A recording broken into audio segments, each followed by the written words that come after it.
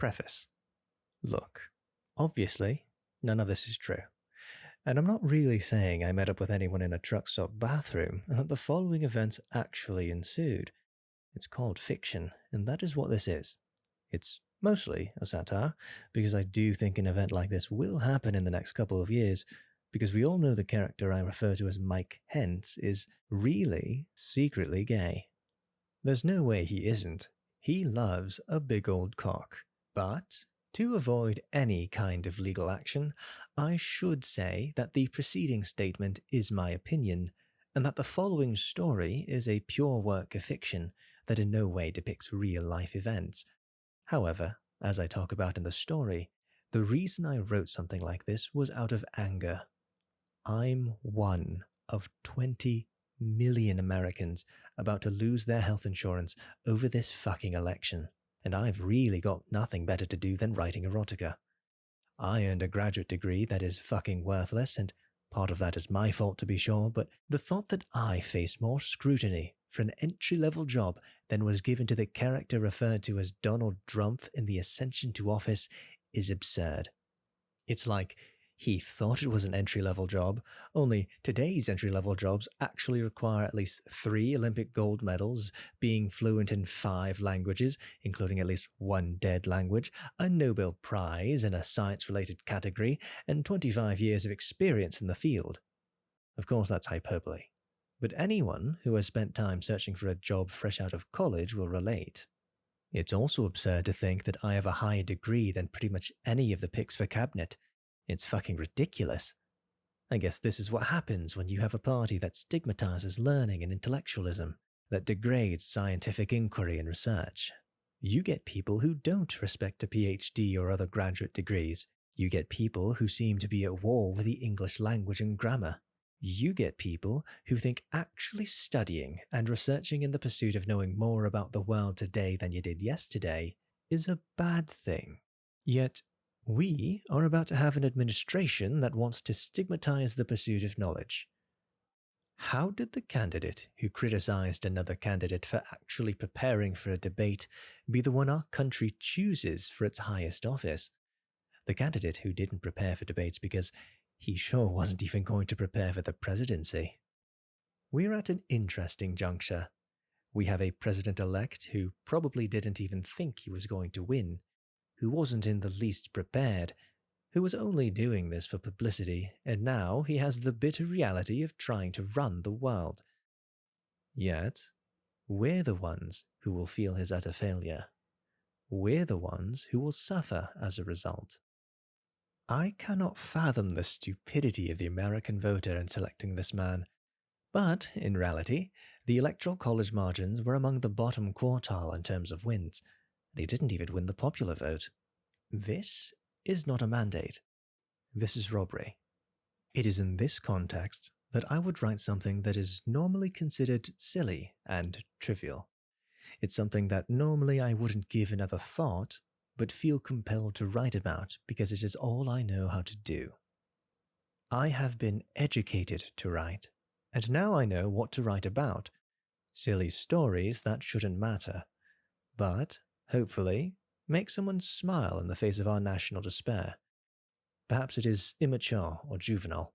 Perhaps it is a waste of my abilities as a writer, but you know what? There's hardly any place for serious literature anymore, so here we go. And yeah, a story about face-fucking Mike Hentz isn't really a story based in reality. It's not even a fantasy that I would want to entertain, as I'm not sexually attracted to anyone in the story, including myself, because have you seen me? I felt compelled to write this story for the same reason I've written about the gay love affairs of Jesus Christ, because it's about taking the power back. I say this in the story, but it's worth repeating, even if I'm technically repeating it before I actually say it. When people are homophobic, maybe you have to write a completely fictional story where they're asking to get face-fucked by a complete stranger. Maybe that's what you have to do because you're just so pissed off by their actual policies that this is the only way you know how to fight back. Maybe you don't know anything else to do. I know this isn't going to accomplish anything, but maybe someone who is going to have their right to marry taken away will read this and laugh and go, Yeah, Mike Kent would totally be a cock gobbler. And if someone who reads this finds humor in this dark time, then my job has been accomplished. If someone finds humor in this bleak and desolate landscape we call modern America, then maybe I've let them forget the awful shitstorm that was 2016. The goal of humor is to speak truth by uttering falsehood. Perhaps I have just spoken such a truth. Or maybe I'm wasting my life, just like so many other millennials. Introduction. Kiss my flaming asshole. Why does he need a preface and an introduction in such a short work, you might be inclined to ask, as you wonder if you're going to read this introduction, because no one reads introductions anyway. Why is this even here? That's a good fucking question. I guess I'm a nerd, and I like prefatory sections before I start any piece. Maybe you're wondering why the preface, introduction, and epilogue almost equal the total of the creative materials. I don't really know. Shouldn't I have just added more to the story? Fucking get on with it if you're going to write it already, is what you're probably going to say at this point. What the fuck were you even going to say? Okay, enough already. The reason I wrote the preface was to say that none of this is real. The introduction is my defense of why I'm even writing this as a serious artist, by looking at history. I'm going to look at The Miller's Tale by Geoffrey Chaucer, which you're probably wondering how it has anything to do with the tale about Mike Hance getting face fucked for most of the novella, and then Donald Drumpf showing up to finish the job. But you know what, though? It does. And I'll explain why. Many people have this conception that the further back you go, the more prudish and uptight the people of that time were. But this is only roughly true until the Victorian era. The writing in the time of Chaucer was much more crude at times, and no tale is more illustrative of this than The Miller's Tale, which is taken out of the longer Canterbury Tales. What is the story even about? Basically, the part you need to know is that there is a love triangle. Alisoun is the love interest, Nicolas is the lover, and Absalon is the would-be lover. To make a long story short, Nicolas is renting a room in Alisoun's house where she lives with her husband John. This is probably a bad situation for John because of the fear of cuckoldry, which was a large and present danger in these times, and really all times. It's probably not a good idea to let a younger man stay in the same house as your younger wife. Regardless, this was the situation as was presented in the tale, and Nicolas and Alisoun were thinking of a way to spend the night together so they could get down to sweet, passionate lovemaking. Now, John was a bit gullible, so they told him that a flood, such as the time of Noah, was coming, and that he should tie a tub to the eaves of the roof in his house on the top floor, and when Nicolas yelled about the waters, to cut the cords and he would float away to safety. Meanwhile, another man had fallen in love with Alisoun by the name of Absalon, because of course he did. If he didn't, there would be a little story, and this is really all building up for a crude joke. The night that the plan was to unfold, John went up into the attic and got in the tub, while Alisoun and Nicolas were in John's bed on the ground floor fucking their brains out probably. Absalon comes to the window and requests an audience with Alisoun, probably so he can sing her some fucking love song or recite a poem or whatever the fuck he wanted to do. He begs her for a kiss, but it's so dark, and remember what I said about him being the would-be lover. Alisoun hears him and hangs her bare ass out the window, and Absalon kisses her right on the asshole. He realizes this and goes away fuming, only to come back with a red-hot poker. The next time he asks for a kiss, Nicolas hangs his ass out the window and farts in Absalon's face, who then sticks the red-hot poker right on his asshole. Nicolas screams for water. John hears this, cuts the cord, and he and the tub come crashing down through the roof. The townsfolk all have a good laugh over this. Now, in my facetious rendition of this classical tale, I'm not really stretching the actual premise of the tale too much. This is what really happens, and some grandiloquent tart in a literary class is calling this a literary classic, while calling Step Brothers a piece of trash. If they could get their head out of their own arse, they'd realize that if Chaucer were around today, he'd be a writer of Family Guy, and Shakespeare would be a writer on SNL. because he did so love to parody famous people in his works, and probably would have written the very best presidential sketch ever imagined. My whole point is that sometimes high fiction is crude. It's not always serious. Hell, Shakespeare has a play with a guy with a donkey for a head, pretty much because he's already a giant ass and Shakespeare loves puns. It's not like these literary classics are all fucking serious and prude. That's what people who haven't read them seem to think, and also people who don't really know what they're talking about. Like, yeah, if you don't know, a visor is another word for a face, and a case was slang for vagina. You don't get that Mercutio just told Romeo that he wants to bury his face in a pussy. Read the footnotes. In other news, let's get on with the story already, now that we've established that literary types mostly have their heads up their own asses. Chapter 1. A homophobe gets his face fucked. Deep in the recesses of a truck stop bathroom at 2 a.m. on a Saturday night, me and Mike Hens made sweet, passionate love. You may doubt that this occurred because of his rabidly anti-LGBT positions, but as I was sliding my throbbing member into the garbage heap he calls a face, I reflected on how this had come to be. From my swirling reminiscence of the past 24 hours of surreptitious messages and self-incriminating photos being sent on Grindr, I realized the power that I held by fucking Mike Hens in his awful abomination of a visage until I wanted to pull out so I could come into his fucking eye. The night before, I had been hit up on Grindr by another faceless man. No picture to the profile, just a message. Hey, do you want to fuck me in the face until you blow a hot load all over my sweaty body?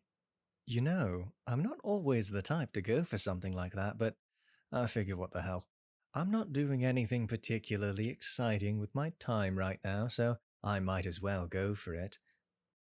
We messaged back and forth a few times and had the following conversation. I guess I could go for some face fucking. Do you have a pic? At this point, Mike had sent me a picture of a rather small but erect penis, with which I wasn't too terribly impressed. I showed it to my friend whom I was hanging out with at the time, and we had a good laugh over it as I began formulating my reply. Do you have a face to go with that cock? No, I'm trying to be discreet.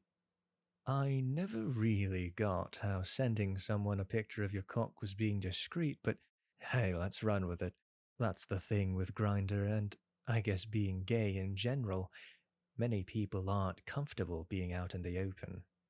Or, worse yet, they have a wife and kids that they've grown to despise because all they can think about is a hard cock slamming them in the rectum. They go to work and dream of some other guy thrusting his member into their waiting face while they gobble all of that cock and beg for more. But they have a family to think about now, and the thought of a vagina makes them want to scream and stab their eyes with scissors. Such is life. Not really much to go on. Why should I meet you? I have money, and I'll pay you for it. At this point, I was intrigued. I don't normally have sex for money, but I also work a really shitty job that I hate, and don't make a lot of money, so the offer doesn't fall on deaf ears. Perhaps I'll go through with it, if the offer is substantial enough. What's the offer? $800. Cash. Plus you get to pound my face with that cock of yours until I cry. I make about $8 an hour, so he was essentially offering me a couple weeks worth of work for basically nothing. Wouldn't be the first time I hooked up with someone off a Grindr booty call, so I wasn't a stranger to this sort of thing. It was also almost Christmas time, and I could use the money to get people presents. I gave some thought to this offer, but knew there wasn't an easy way to make that kind of money doing what I was doing, and I also know that I wasn't really worth $800. I'm not all that good looking, so $800's a lot. Probably not even worth $400, so this guy must have had money to throw around like it was nothing. Oh well, I thought, and decided to go through with it. Hours later, we're stuck in a truck stop off a major highway with my cock buried up to the hilt in this motherfucker's face, who I recognize as some politician from television named Mike Hens. I suddenly knew why he wanted to be discreet, not just because of his family, but because he so often took anti-LGBT stands in the political arena. I hate Self-hating queers. They can't stand the fact that they're gay, so they get all homophobic. I don't think homophobia is a fear of gay, but the fear you are gay. That's the only way it makes sense. What's so scary about gay people? But some conservatives have an existential meltdown over the fact that maybe they'd really like a hard cock up their arse sometimes. But you know what? It feels great, and a lot more people would probably enjoy it if they gave it a shot. That's my 2 cents, and if you don't like it, you could probably use a cock too. I looked down at Mike Hens while I was ramming his face, and could tell he was enjoying every minute of it, but silently hating himself all the while for enjoying it. For people like him, it must be a complicated emotion, and you'd almost feel sorry for them if they weren't such total assholes. Suddenly, Mike Hens looked up at me and said, "Can I stick a finger up your—" Chapter 2. Not the kind of pounding I was looking for. Right in the middle of this escapade, I heard a knocking on the stall door, which wasn't a good sign. Not that I really cared about getting caught necessarily, because I knew the publicity would cause an outcry in the national media, and I'd expose Mike Hens for what he really was, a cock-gobbling queer-as-fuck gay man. Republicans talk about family values and shit like that, but what they really want is a hot, steamy, pounding cock in their asshole. That's why they're so focused on it. No one is that focused on LGBT issues unless they're gay themselves. Either you're gay and you think you deserve equal rights, or you're gay and you hate that you're gay in some twisted perversion of religious ideology, and you think you and everyone else who is gay is going to hell, and you turn into a giant homophobe. It's basically what happens. They probably had their first gay thoughts when they were a teen and were in some strict religious family where all they heard was how much being gay was a sin, and so they turned that hatred back in on themselves and turned into a self-loathing queer. It's fucking ridiculous. You really don't care that much about gay rights unless you have a stake in it. I can't believe that anyone really is that horrified by two guys inserting parts of themselves into each other. So what if a guy wants to be showered in another man's cum? So what if the thought of a rock-hard cock makes them tremble with anticipation at the thought of it going inside them? Is that really so wrong? Regardless, we were both frozen in shock as the pounding got louder. The pounding on the door, I should say, since I had momentarily stopped pounding Mike Hens's face. He looked petrified, really, and I couldn't say I blamed him. He'd spent his whole career making life a living hell for LGBT folk, and for all he knew, a cameraman was waiting outside to take a picture as he emerged from a truck stop stall with another man. It would be epic, I'm sure. Soon, though, we heard a familiar voice from outside the stall. "Mike, are you in there?" I could recognize that voice anywhere. It was Donald Drumpf, a man that I had come to despise and hate almost more than Mike Hens. I could only imagine what must have been going through his head at the moment to be discovered by his boss in such a way. This fucking buffoon was going to ruin our country. The progress we had fought for over the last 8 years all come to naught because of a narcissistic, egotistical sack of decrepit shit, otherwise known as Donald Drumpf.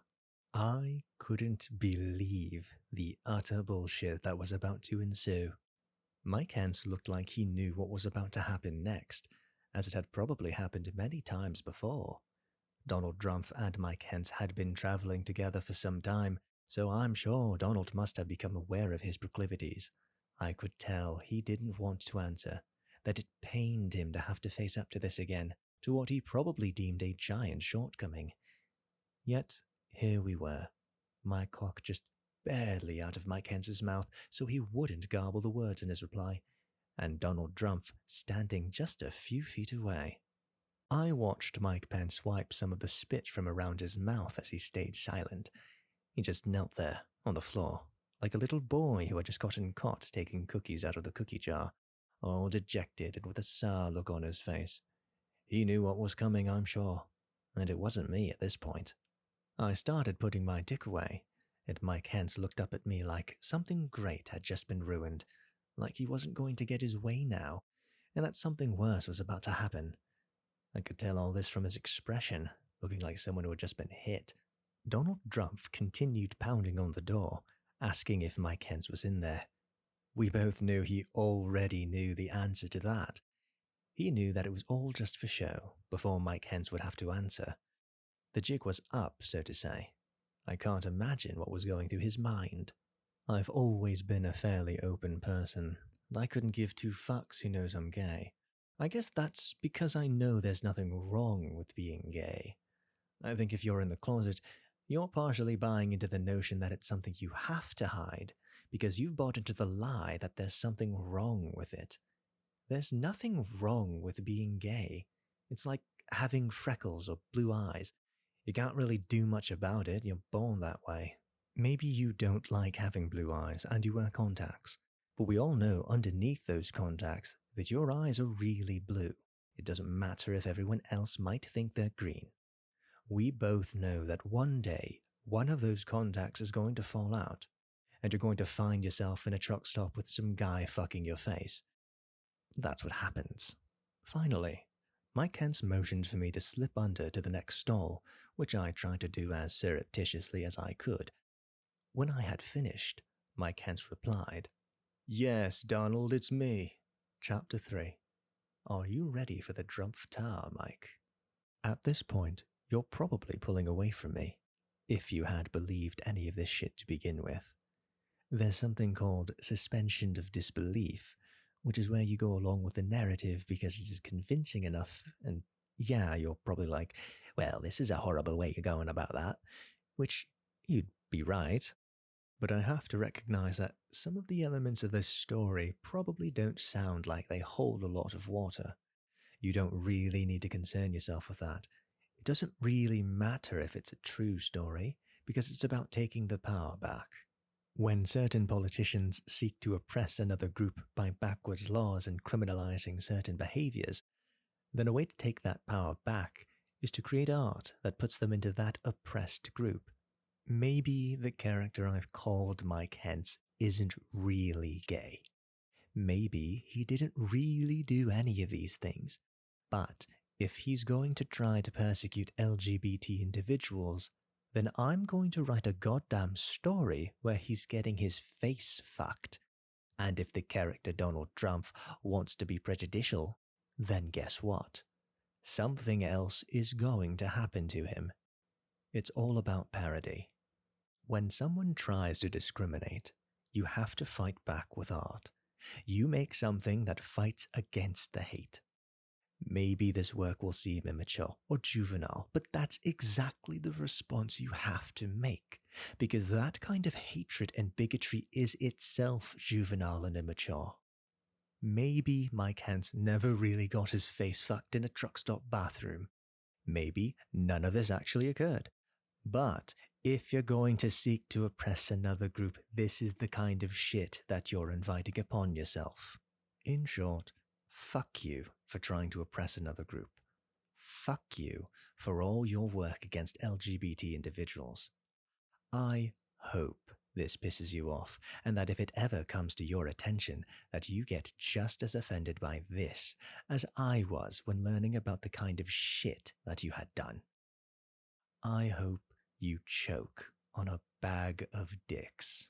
Meanwhile, as I waited in the next stall, Donald Drumpf began talking to Mike Hens, mostly about if Mike Hens was ready for a good old taste of Donald Drumpf's cock. Now, this is where I think you might be pulling away from me. You're like, why the fuck would you write an erotica about this? This is absurd, you might say, and you'd be right. It is absurd. It should be even more absurd that these two fuckwits are in power. It should be fucking ridiculous that they have any power at all, and that the American people do not utterly reject them. That we let people such as this have power is the real absurdity, and it makes me ashamed to be an American to think that these are the people we have elected. It's fucking ridiculous. So as Mike Hens opened the door for Donald Drumpf, I was fairly disgusted by the whole thing. Here is the following exchange, which took place shortly after the door opened. Mike, I've got to tell you this. It's tremendous. Really. Are you ready? And I mean, really ready for this amazing, one of a kind, really piece of machinery I call my Drumpf Tower. I don't think it's really a tower. Come on, Mike, let's be real here. Once again, I say this with complete sincerity. It's huge, isn't it? I'll tell you, amazing, really tremendous. The thing about my Drumpf Tower is that you know it's a Drumpf edifice just by looking at, really, this amazing tower. I think one thing we should really be upset about is Donald Trump's war on the English language. Look at this shit. For one, you're not supposed to have more than one M dash in a sentence, but the way Donald Drumpf talks, it's like there's one every couple of words. He barely can get a complete sentence out without going on in some run-on garbage sentence that really abuses the language he claims to speak. To someone with a graduate degree in English, his elocution is atrocious. He says things like, "I'm like a very smart person," or "I know all the big words," in sentences that could have been constructed by an elementary schooler. You would think a person as incoherent and nonsensical as Donald Trump would not get into office, but some puerile nitwit sisterfuckers actually voted for this douchebag. At this point, I wanted to sneak out and get on my way since I certainly didn't want anything to do with this any longer, but there was some weird kind of curiosity that drove me to stay. Sure, it was horrifying and deranged, but on some level, I recognized that if I could somehow get a picture of them in the act, it would be worth more than gold. I overheard this conversation. "Donald, you can't just go around grabbing people by the dick." "Why not? I'm a star, tremendous, really big star. People respect me bigly. I can do whatever I want. I'm telling you, they just let me get away with anything. The thing about people, I know people, is that they respect power, and money buys power. So, and I can't stop myself. I just go up and grab people by the dick if I want to. They let me because I have money and because I am rich. I'm powerful." Chapter 4. A good beating goes a long way. I couldn't believe the shit I was hearing.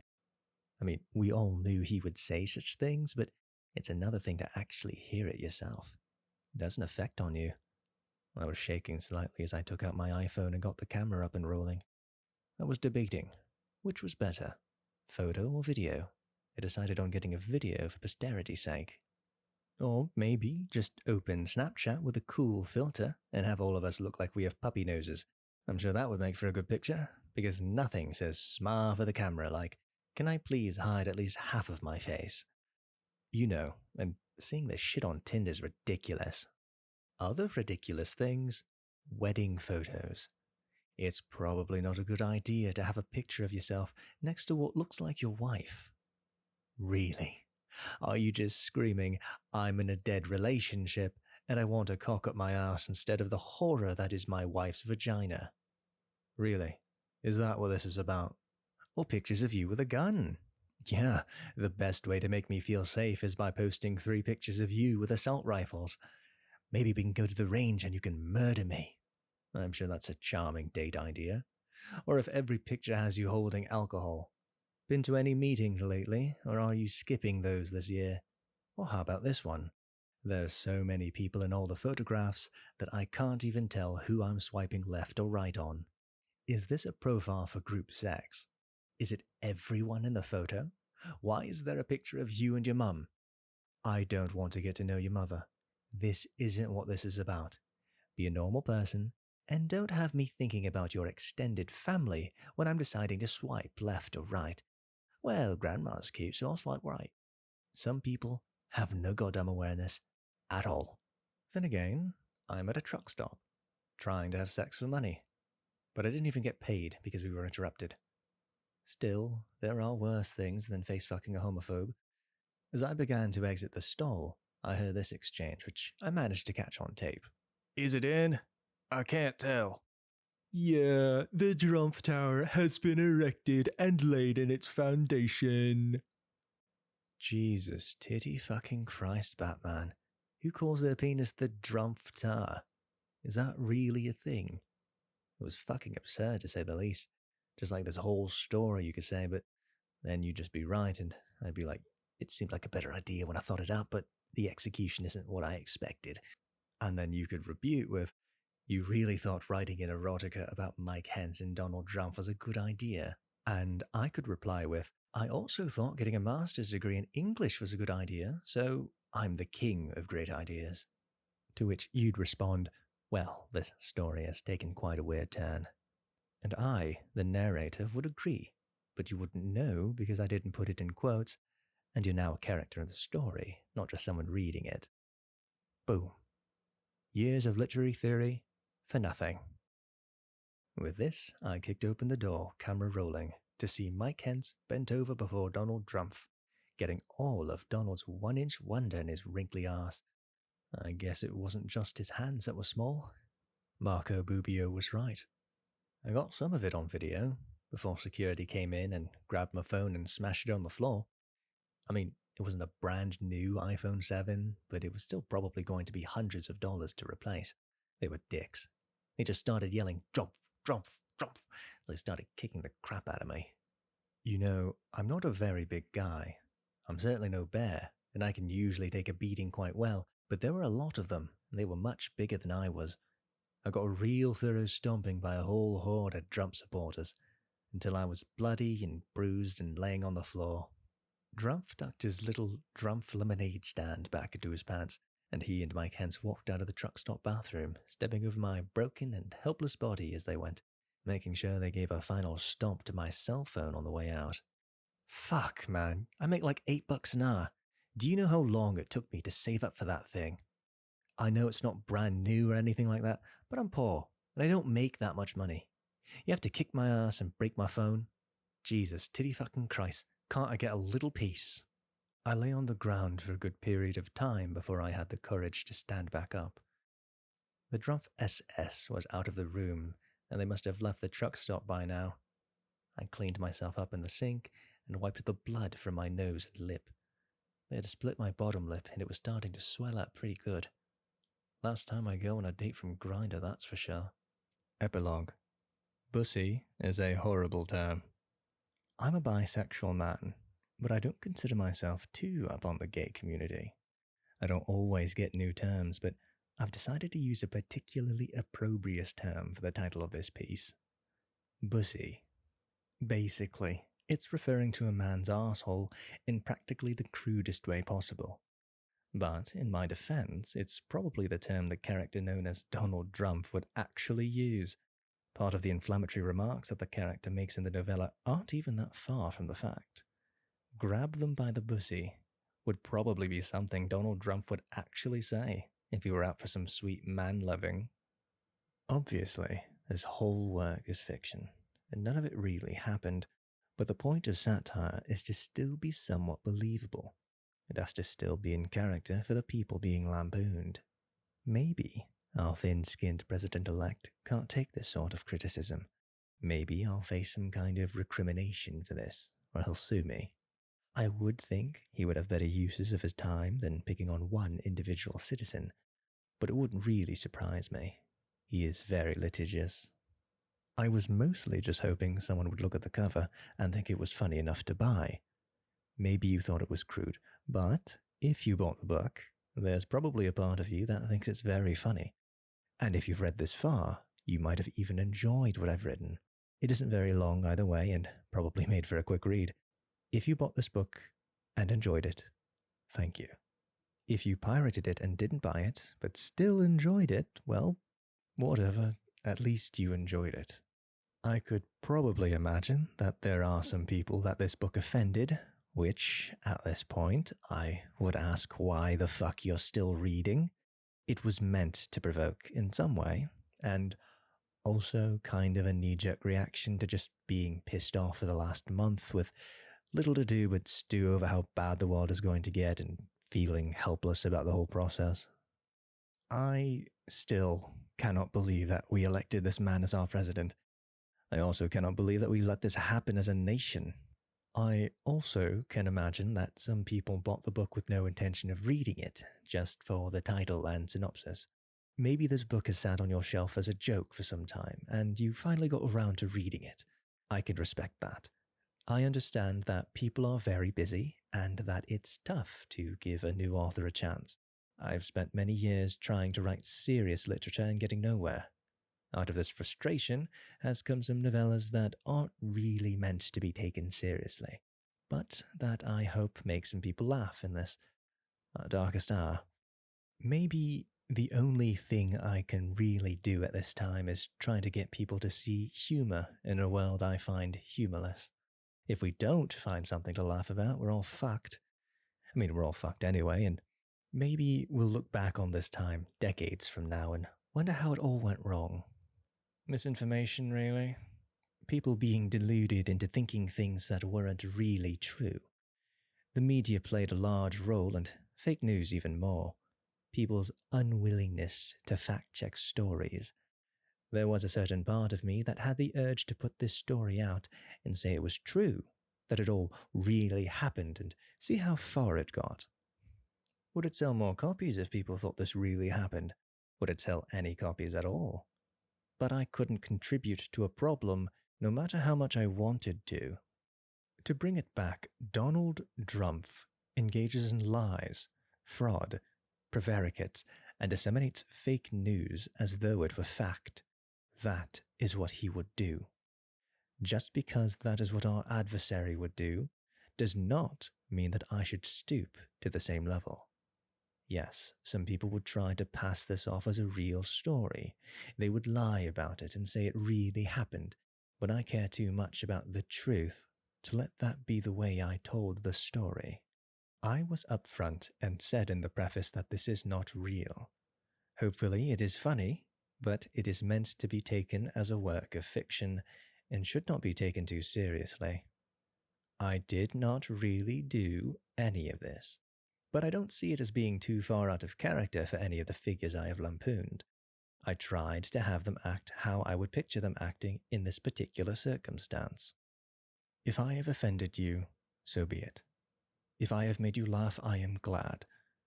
In the end, it is like a common critique I have heard, that some people would take him seriously but not literally, and others would take him literally but not seriously.